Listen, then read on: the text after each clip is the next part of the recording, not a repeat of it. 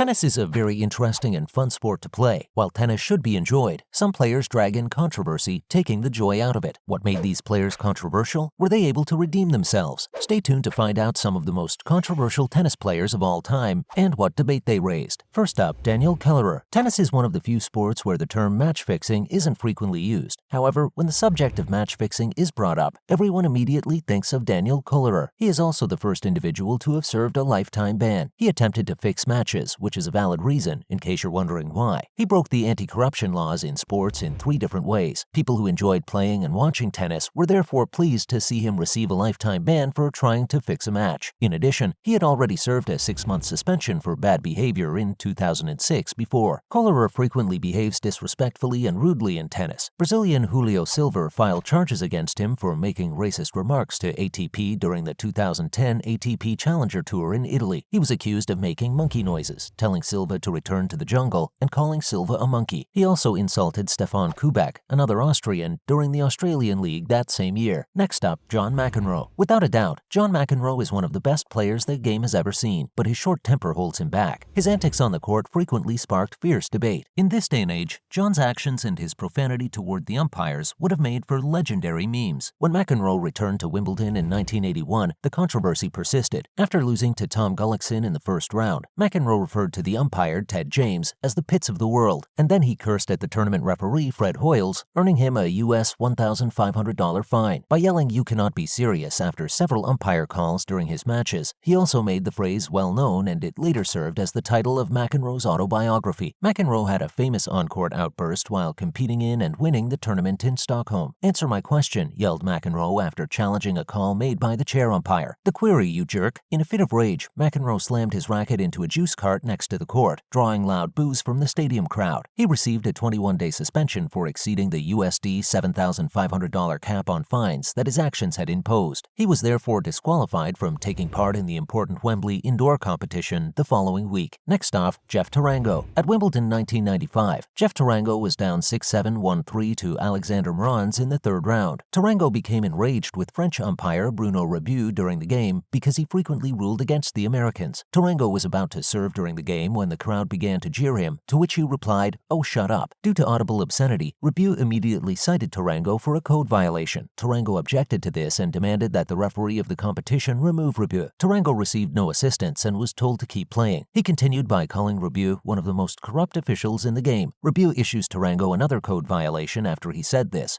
time for unsportsmanlike behavior. Tarango gathered his rackets and stormed off the court in a rage. Wimbledon would forbid Tarango to participate ever again. Tarango's wife then repeatedly slapped the umpire, which only made matters worse. Next up, Bernard Tomic, a young talent who squandered all of their chances due to a lack of zeal or arrogance. Sadly, Bernard Tomic has been in the news for all the wrong reasons, despite being expected to make waves in Australian tennis. In 2012, Tomic was issued 3 fines in 1 day by the Gold Coast Police. He fled the police later that day and barricaded himself in his home. Tomic entered a guilty plea in court in November 2012 for failing to stop for police in his orange BMW M3 and was given an AUD $750 fine, as well as a 12-month good behavior bond. Tomic claimed that a policeman had attempted to strike him. He was also found responsible for 3 additional traffic infractions that occurred in January and was given a further AUD $1,000 fine. Tomic was detained in Miami in July 2015 and accused of trespassing and resisting arrest. The more serious charge against Tomic was, however, tanking. The act of intentionally fielding a non-competitive team in order to take advantage of league regulations that favor losing teams is known as tanking. He is the favorite son of controversy due to his numerous altercations with spectators and authorities. Next up, Martina Hingis. Martina Hingis, who was entered into the International Tennis Hall of Fame in 2013, is one of the unexpected names on the list of controversial tennis players. She is regarded as one of the best female tennis players in history. Martina attained the title of world #1 and youngest Grand Slam champion in the 1990s. Even so, Martina is no stranger to tennis controversy despite her success in the sport. Being black has assisted Serena Williams' sister, Hingis said in 2001 in one of her most well-known and controversial statements. Martina has had her fair share of controversies, which include some statements she made. Martina added that they receive sponsorships and advantages as a result of their skin tone. Hingis later remarked to Matchball magazine that competing against Serena Williams was like going up against a steamroller. Next up, Lleyton Hewitt. One of the famous athletes whose accomplishments are overshadowed by controversy and attitude is Lleyton Hewitt. In the 2001 US Open, he experienced one of his infamously rude moments. He was playing with James Blake, a black linesman linesman called him twice for a foot fault during the game. Later, he claimed that the linesman had called fault against him because of the color of his skin. In the same year, at the French Open, Hewitt referred to net judge Andre England's chair umpire as having spasms. Similar to this, he received a $1,000 fine for his unsportsmanlike behavior at Wimbledon in 2002. He lost his cool when the chair umpire called multiple foot faults during his match against Robin Haas. He smashed the racket and tapped the ball in the direction of the line judge. In the media conference, Hewitt criticized the decision of the umpire. Next off, Marat Safin. To become one of the best tennis players, a person must possess exceptional talent and a strong personality. Some of the best players in history, including Federer, Nadal, and Sampras, have always possessed this combination. Many people in his era believed that Safin would reach that lofty position because he possessed these two qualities and, like other players, struggled with anger. His temper was much worse than his talent, which held him back from tennis glory. He consequently tends to lose his cool when things do not go well. In situations where maintaining composure is the best defense, this kept working against him, turning his beautiful tennis into a string of abuse directed at the umpires and broken rackets. Outside of the courts, he was well known for his love of fast cars, the nightlife, and attractive women. Next off, Jennifer Capriati. Jennifer Capriati seemed to make news and stir up controversy with everything she did. At the age of 13, she appeared on the Sports Illustrated cover. At age 16, Jennifer defeated Steffi Graf to win a gold medal at the Olympics in 1992. She was no longer playing tennis in 1994 when she was 18 because of legal issues. According to an ESPN.com article, she received a citation for shoplifting and a marijuana possession arrest. She checked into a center for drug and alcohol treatment. It appeared that her tennis career was over. Then Capriati made an incredible comeback. She only participated in one tournament match after losing in the first round of the 1993 U.S. Open before making a comeback in February 1996. But after that, she won 3 Grand Slam singles titles and topped the rankings in 2001, although she had more controversy heading her way. She was a member of the 2002 Federation Cup team, but was expelled after an argument with Billie Jean King. She was admitted to the hospital in 2010 after an overdose. Although it was later revealed to be an accidental overdose, it was initially reported as a suspected suicide attempt. She was accused of stalking and battery in 2013 in connection with a former boyfriend. Lastly, Suzanne Lenglen. In the 1920s, Suzanne Lenglen dominated women's tennis and never dropped a match at a Grand Slam competition. She was, however, equally well known for her contentious lifestyle. During her renowned victory over Helen Wills in 1926, she reportedly drank cognac, according to the Associated Press. In the 1921 U.S. Championships, she lost to Mola Mallory and retired after dropping the first set, marking her only Grand Slam defeat besides pre-match withdrawals. She received boos from the audience for not completing. Lenglen left the game in tears and later claimed she had a whooping cough, and as a result of the reaction from the crowd. Due to this, she never competed in the U.S. Championships again. Honesty in sport or competition is of vital importance. What might seem to be a simple game can develop our character and result in the positive development of the younger generation too, on condition that it is fair to all. Who do you think is the most controversial player? Who do you think doesn't deserve the controversies? Make sure to let us know your thoughts down below. Thanks for watching.